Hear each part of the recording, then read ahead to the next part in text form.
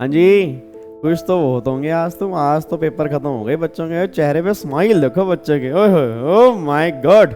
चलो इधर सुनो ध्यान से। तो मैं अभी आपका पेपर देख रहा था टेक्स्ट का, क्योंकि मेरे बैचेस चल रहे थे तो मेरे को टाइम नहीं मिल रहा था।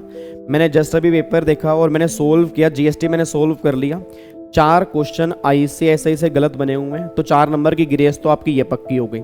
2-3 क्वेश्चन ऐसे हैं जिसमें इनकम्प्लीट इन्फॉर्मेशन है, बट मैं उसकी ग्रेस नंबर नहीं काउंट कर रहा। अगर उसके मिल गए तो अच्छी बात है, नहीं तो 4 ग्रेस नंबर तो 100% है।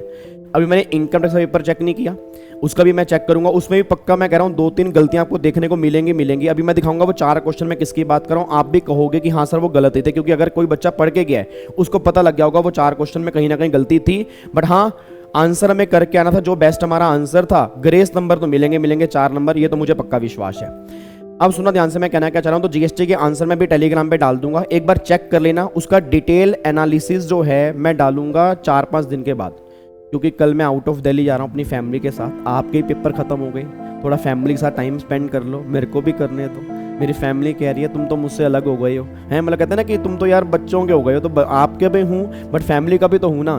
तो मैं एक बार थोड़ा घर जा रहा हूँ, तो मैं 4-5 दिन बाद आऊँगा। इनकम टैक्स के आंसर भी होपफुली मैं तभी डालूंगा, फिर एक कंप्लीट वीडियो बना के डाल दूंगा। तब तक अपने जीएसटी के आंसर चेक कर लो और चिल मानो यार। मैं सही पर कह रहा हूँ, आप पास हो, बहुत बढ़िया नंबर से पास हो, विश्वास करो आप पास हो। और टैक्स में तो एग्जम्पशन से पास हो, इतना मेरा विश्वास है। क्योंकि जीएसटी के जो क्वेश्चन बने हैं ना गिरे हुए, अगर किसी बच्चे ने प्रोविजन, मैं कह रहा हूँ अगर मैराथन भी सही ढंग से अटेंड की होगी ना तो भी उसके क्वेश्चन सही होंगे, प्रोवाइडेड अगर आपने सिली मिस्टेक्स ना की।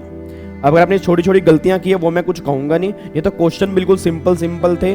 मतलब मेरे से 20-25 मिनट में सोल्व हो गया, तो आपने 1 घंटा ले लिया होगा, इससे ज्यादा घंटा, इससे ऊपर टाइम नहीं आपको लगा होगा, इतना तो मुझे विश्वास है। ठीक है ना। तो मैं एक बार आपको दिखा भी देता हूँ मैं किन क्वेश्चंस की बात कर रहा हूँ, बाकी आंसर मैं टेलीग्राम पे एक बार डाल दूंगा। तो ये आपके आंसर मैंने तैयार किए हैं। अच्छा, मेरी बेस्ट लॉजिकल एजम्पशन है, डिस्क्लेमर पहले दे रहा हूँ, आईसीएसआई के में भी क्या एजम्पशन है मुझे नहीं पता, बट करेक्ट आंसर मेरे अकॉर्डिंग तो ये बनेंगे जो मैंने यहाँ पे दिए हैं जी। ठीक है जी। और मैंने ऊपर लिखा भी है, और वैसे मैंने हर क्वेश्चन के ऊपर इजी लिखा है। 2-3 क्वेश्चन मुझे एवरेज लगे, बाकी सारे इजी लगे। और ये मैंने अपने अकॉर्डिंग नहीं लिखा, आपके अकॉर्डिंग लिखा है, जो हमने रिविजन क्लास में किया, जो रेगुलर बैच में किया।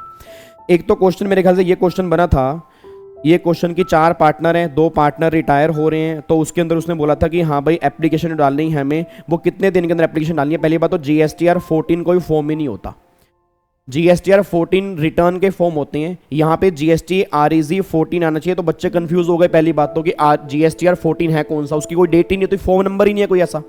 अब उसने बोल दिया जीएसटीआर 14, तो बच्चे यहीं पे कंफ्यूज हो गए। ठीक है जी। तो इसका आंसर जो था, आंसर बनता है ऑप्शन नंबर सी, यहाँ पे बनता है। और ऑप्शन नंबर सी में ना करेक्ट लाइन जो है, एक्ट में जो लाइन है वो है within 15 days from the receipt of the application, from the receipt of application GSTREG 14, ये यहाँ पे आना था।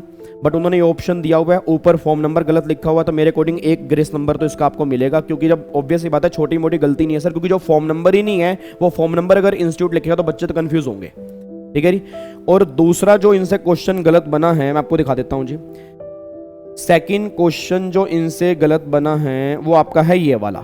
अब एक बात बताओ, आईटीसी क्लेम करने की टाइम लिमिट चेंज नहीं हो चुकी? मतलब मेरे को समझ नहीं आ रहा यार, इतना बड़ा इंस्टीट्यूट, इतने बड़े लेवल पे, भला है बुरा है जैसा भी है सर, मेरा पति मेरा देवता है भाई, सिंपल सी बात है, मैं क्या कहूँ। ठीक है ना। तो ये अब देखो आईटीसी क्लेम करने की टाइम लिमिट हो चुकी है अगले साल की 30 नवंबर, और एनुअल रिटर्न फाइल करने की actual date whichever is earlier, ये अभी भी पुरानी दे रहे हैं।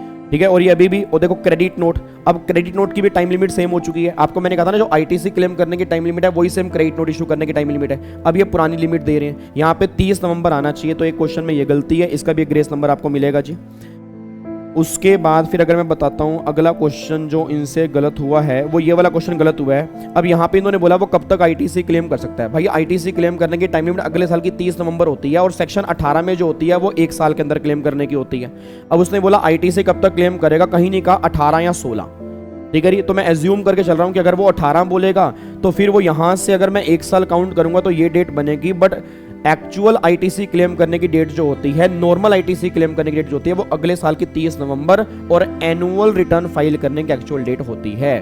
तो इसमें उसने ऐसा कुछ ऑप्शन दिया नहीं है, तो एक क्वेश्चन में ये गलती है, इसका ग्रेस नंबर भी आपको मिलेगा जी।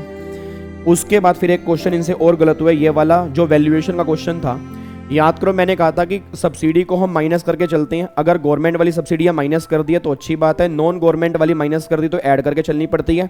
अब इन्होंने कहा कि जो गवर्नमेंट सब्सिडी है इसको कंसीडर नहीं किया, कंसीडर ना करने का मतलब क्या होता है, माइनस नहीं किया। तो भाई गवर्नमेंट वाली सब्सिडी तो माइनस करोगे ना, गवर्नमेंट वाली सब्सिडी थोड़ा प्राइस में ऐड करते हैं भाई, गवर्नमेंट वाली सब्सिडी तो माइनस करते हैं। और नॉट कंसीडर का मतलब क्या है कि आपने उसमें कुछ एडजस्टमेंट नहीं की, तो एडजस्टमेंट तो करनी पड़ेगी, माइनस तो करना पड़ेगा। बट इन्होंने कुछ माइनस किया ही नहीं, क्योंकि अगर मैं माइनस करके कर रहा हूं तो इसमें से कोई आंसर ही नहीं है।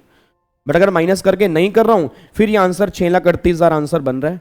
तो मेरे अकॉर्डिंग तो करेक्ट आंसर इसका माइनस करने के बाद आएगा। बट जो हमें सामने दे रखे हम वही करके आएंगे। एक क्वेश्चन इनका ये वाला गलत है, तो 1 नंबर ग्रेस नंबर आपका ये है, ठीक है। बाकी 2-3 क्वेश्चन में इनकम्प्लीट इन्फॉर्मेशन है, चलो मैं उसको इग्नोर करके थोड़ा सा चल रहा हूँ कि उसके लिए मैं कुछ नहीं कह रहा, वो मे बी अब जो भी आपने किया होगा वो हो गया होगा। बट हाँ, ये 4 ग्रेस नंबर तो आपके पक्के हैं। बाकी एक बार आप इसके आंसर चेक कर लेना, मैं टेलीग्राम पे डाल दूंगा थोड़ी देर तक, तो आप इसके आंसर चेक कर लेना। शाम को 7 बजे तक मैं टेलीग्राम पे डाल दूंगा, तो आप इसको देख लेना, ठीक है। बाकी इनकम टैक्स के मैं आके डालूंगा, तो जीएसटी के चेक कर लो। होपफुली जीएसटी में आपके अच्छे खासे नंबर आएंगे, अगर आपने शिद्दत से पढ़ा है तो। अगर आपने शिद्दत से पढ़ा तो अच्छे खासे आपके नंबर आएंगे। थैंक यू सो मच, और एंजॉय करो यार, पेपर खत्म हुए, क्यों इतनी टेंशन लेके बैठे हो। मार मैं घूम अपना डिनर लंच लूंच थोड़ा घूम फिर के आओ, कोई दिक्कत वाली बात नहीं है। आराम से पढ़ लेंगे, 2-3 दिन के बाद पढ़ लेंगे, एकदम थोड़ा प्रेशर लेना भी पड़ गई तो हटे ना। तो 3-4 दिन का एंजॉय जरूरी है, फिर दोबारा से पढ़ाई तो करनी है, फिर बाउंस बैक करने, ठीक है जी। ओके जी, bye bye, take care, thank you so much, जय हिंद, God bless you, love you all.